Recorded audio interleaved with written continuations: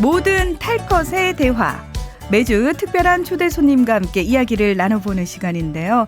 오늘은 자율주행차의 세계로 안내해 주실 분을 모셨습니다. 유시복 한국자동차연구원 자율협력주행센터장 나오셨는데요. 센터장님 안녕하세요. 네, 안녕하십니까. 네, 제가 이제 명칭을 소개를 딱 해드리기는 했는데 구체적으로 어떤 일을 하고 계신 건지 직접 소개를 좀 부탁드릴게요. 예, 저는 자율주행 기술 연구를 하고 있는데요. 특별히 이제 자율협력주행이라고 하는 거는 자동차가 다른 차 또는 이제 인프라하고 같이 통신을 해서 좀 더 안전하게 자율주행을 구현하는 그런 부분을 주로 연구를 하고 있습니다. 네. 근데 이제 저희가 자율주행 워낙 최근에 이제 얘기도 많이 나오고 최근에 이제 나온 차들에는 뭐 어느 정도 기능이 탑재돼 있기도 하고 하니까요. 네, 네, 예, 네. 익숙하기는 한데 그래도 저희가 도대체 이 기술력이 어디까지 온 거지? 그리고 해외하고 비교했을 때 우리나라는 지금 어디쯤 와 있을까? 이런 것도 궁금하거든요. 네, 2015년도에 우리나라가 레벨 2 시스템을 이제 양산을 하거든요. 레벨 2라 함은? 예, 레벨 2라고 하는 건 손발을 떼고 눈으로는 운전을 해야 되는 겁니다. 예, 네. 그래서 사실은 이런 건 이제 사고가 나더라도 제조사 책임은 아니거든요. 네. 예, 운전자 책임이죠. 그래서 그거를 이제 2015년도에 양산하는데요. 그거는 선진국의 어떤 회사를 기준을 하더라도 별로 늦은 건 아닙니다. 이제 큰 차이는 안 나고요. 네. 최근 같은 경우에 이제 우리나라 완성차가 이제 앱티브라든가 이런 그 해외 업체하고 제휴를 하고 있거든요. 네. 이제 이런 부분을 좀 높게 사가지고 구글이나 구글 웨이모나 아니면 이제 GM이 사실 이제 글로벌 탑 수준으로 보는데 거기 그 글로벌 리더들을 바짝 추적하고 있는 정도 수준으로 인식을 하고 있습니다. 근데 저희가 보기에는 이제 중요한 게 부품이거든요. 부품. 예. 그러니까 사실 이제 자율주행 차가 나오는 것도 중요하지만 자율주행 부품이 우리나라 기술로 들어가야 되는데요. 그렇죠. 예. 근데 부품 기술은 아무래도 좀 차이가 조금 나고요. 차이가 난다면 예. 지금 그러면 자율주행 기능이 탑재된 차량을 만드는데 사실 국산 부품보다는 외국산 부품이 더 많이 들어가고 있는 건가요? 지금 장거리 레이더 같은 경우에는 국산에 성공을 했고요. 예, 근데 이제 뭐 라이다라든가 카메라라든가 이런 부분들은 조금 차이가 있어가지고 네. 기술 개발을 한참 하고 있는 중입니다. 그러면은 왜 속도도 사실 기술 개발의 속도도 좀 빨라지고 있는데 네네네. 이제 센터장님 보시기에 언제쯤이면은 이거 완전히 국산화가 좀 가능할 것 같아요 하는. 완전 국산화보다는 아마 이제 일부 국산화로 갈 가능성이 제 생각에 일부? 높을 것 같고요. 네. 왜냐하면 글로벌 업체들이 워낙 이제 자본력도 있고 인력도 있고 해가지고 이제 투입을 많이 하고 있기 때문에 이 기술 경쟁이 쉽지는 않은 것 같습니다. 근데 상당 부분의 시장은 우리나라가 이제 들어가는데 그렇게 오래 걸리지는 않을 것 같고요. 네. 지금 정부에서 지원해가지고 이제 구도핵심 부품 개별 과제가 올해 천연도에 끝나거든요. 근데 그게 마무리되게 되면 상당 부분이 이제 기술 수준이 올라가는 것으로 저는 기대를 하고 있습니다. 네. 저희가 이제 단계를 레벨 2, 레벨 3 뭐 이런 식으로 나누는데 이거는 전문가 분들이 보시는 거고 진짜 일반인 입장에서는 그러면요. 제가 진짜 운전에 신경 전혀 안 쓰고 말 그대로 자율주행 차가 알아서 혼자서 이렇게 갈 수 있는 시대는 언제쯤 올까요? 그거는 제 생각에는 이제 제가 알고 있는 이제 해외에 점용하신 분들한테 여쭤봐도 아마 제가 은퇴할 때까지는 어렵지 않을까 하는 그런 이야기를 많이 하시고요. 네. 그거보다는 이제 그 레벨 4 정도 돼가지고 예를 들어서 이제 생각하시는 우버 자율주행 택시 같은 경우 또는 이제 자율주행 셔틀버스 같이 이제 정해진 곳이나 아니면 정해진 구역을 돌아다니면서 이제 자율주행으로 손발을 떼고 신경도 안 써야 되는 그런 시스템은 곧 나올 것 같습니다. 네. 그건 곧 나오지만 저희가 왜 예전에 미국 드라마에서 그거 봤거든요. 전격 제트 작전이라고. 네, 저도 어렸을 때 열심히 봤는데요. 참 재밌었죠. 네. 예, 이렇게 딱 부르면은 바로 차가 알아서 오더라고요. 근데 그거는 그게 기술적으로도 좀 아직까지 좀 풀어야 될 문제가 상당히 남아 있고요. 네. 그다음에 좀 사회적인 그런 부분도 좀 있고 제도적인 부분도 있고 이제 쉽게 갈 수 있는 길은 아닌 것 같습니다. 예. 그래도 이제 방향은 그쪽으로 가고 있는 건데. 네. 근데 이제 저희가 생각할 때 사실 도로 상황이라든지 각 나라마다 또 처해진 상황도 다르고요. 무엇보다 교통 체계라는 거 있잖아요. 신호 체계. 이런 부분까지 다 고려를 해야 되는 거 아닌가요? 예, 그렇습니다. 네.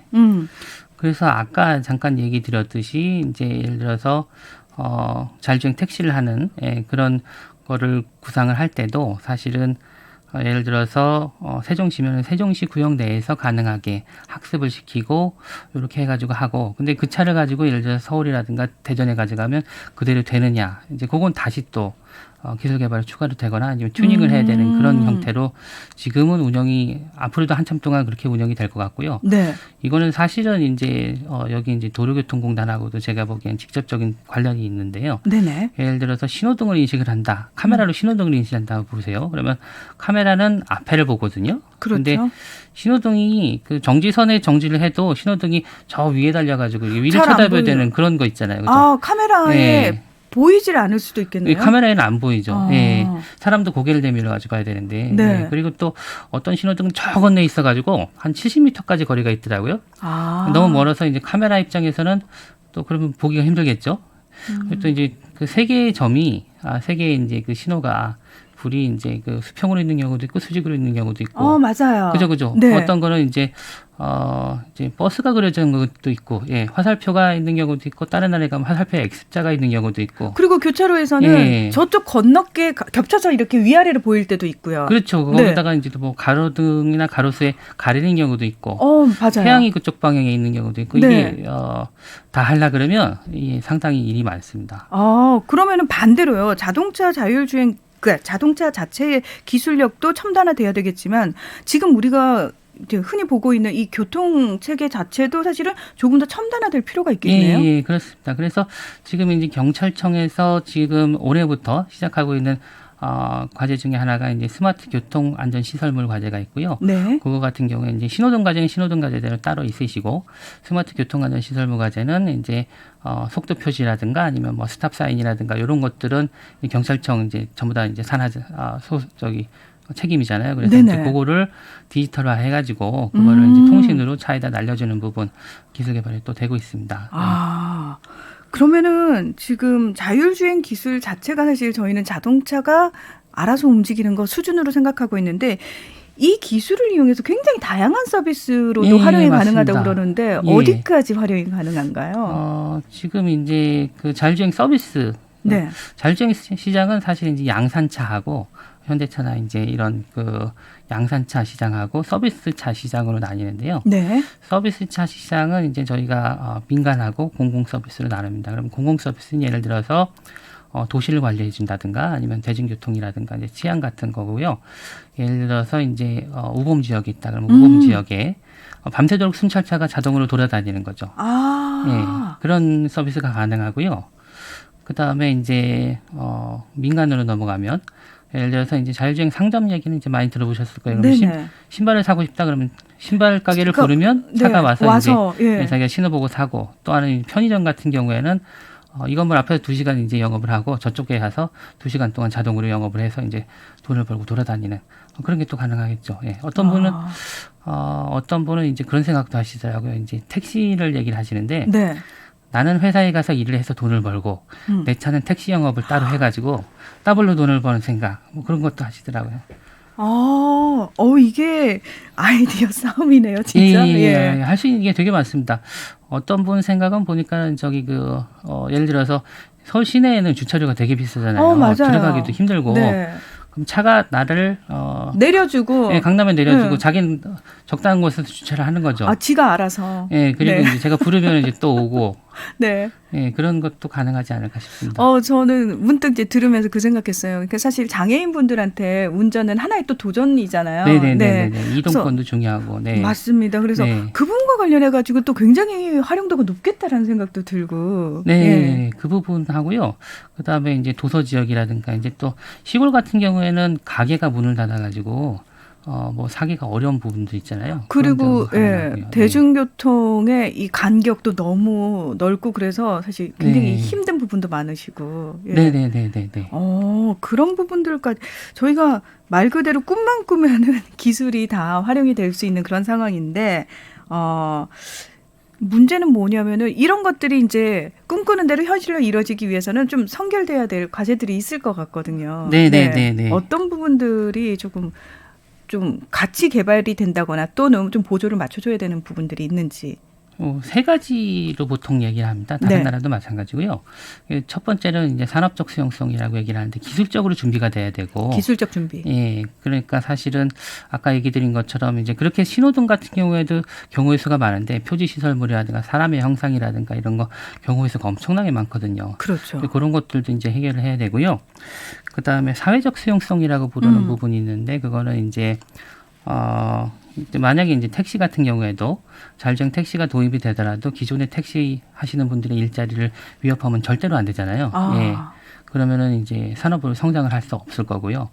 그렇기 때문에 이제 예를 들어서 택시가 가기 싫어하는 곳이라든가 아니면 버스가 들어가기 좀 이제 수익성이 안 맞는 부분. 그러니까 보완제로서 활용을 하는 방향으로. 예, 그런 부분부터 이제 우선적으로 이제 산업화가 돼야 될 것 같고요. 그리고 또 이제 소비자 수용성 얘기를 합니다. 그러니까 자율주행차를 사서 운영하는 사람, 내 차인 사람하고 그다음에 자율주행차를 이제 옆에 두고 운전을 해야 되는 이제 운전자들, 보행자들이 보기에 자율주행차가 친근하고 안전하고 이제 좋아 보이게 기술 개발이 돼야 될 것 같습니다. 이게 상당히 할 일이 많습니다. 그러면은 사실 이게 뭐 개인이 해야 할 일보다는 사회 전반적으로 뭔가가 바뀌어야 되는 부분들이 좀 있어야 될 것 같고 노력이 들어가야 될 것 같거든요.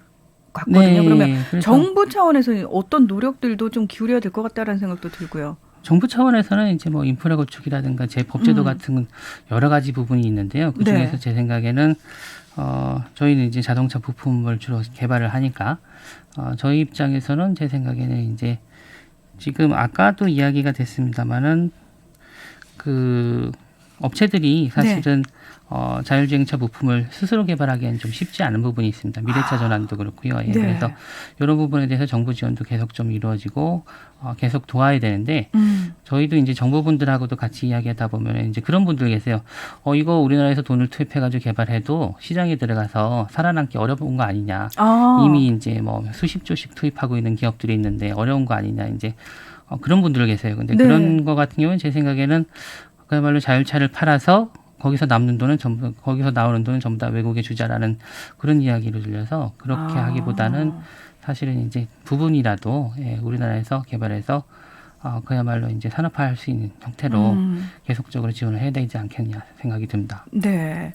자, 혹시 그 자율주행차를 기다리는 일반인 분들에게 그러니까 전문가로서 사실 기술 개발과 관련해 가지고 계속해서 관심을 가지고 계신 전문가로서 또 해주고 싶으신 말씀이 있으실 것 같아요. 네.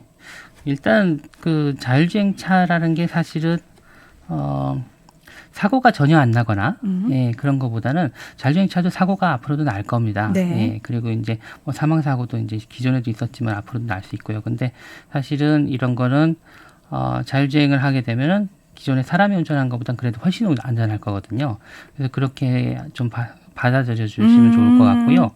그리고 또 한 가지는 이제 이게 산업화가 되려 그러면은 경제성 논리가 맞아야 됩니다. 그래서 자율주행차를 사서 운영을 하시는데 돈이 남아야 되기 때문에 예를 들어서 이제 편의점을 운영을 한다. 그럼 편의점 회사에서 자율주행차를 돈을 좀 더 주고 사서 몇 년 굴리게 되면 이것이 이제 결국은 이제 이득을 많이 보더라. 이제 이렇게 경제성 논리가 맞게 이제 가야 되고 그 부분에 대해서 좀 더 관심을 가지고 같이 좀 노력을 해주셔야 될 것 같습니다. 네, 알겠습니다. 네, 오늘 여러 가지 말씀해주신 우리 유시복 한국자동차연구원 자율협력주행센터장님과 이야기 나눠봤습니다. 오늘 말씀 고맙습니다. 네, 감사합니다. 네, 자.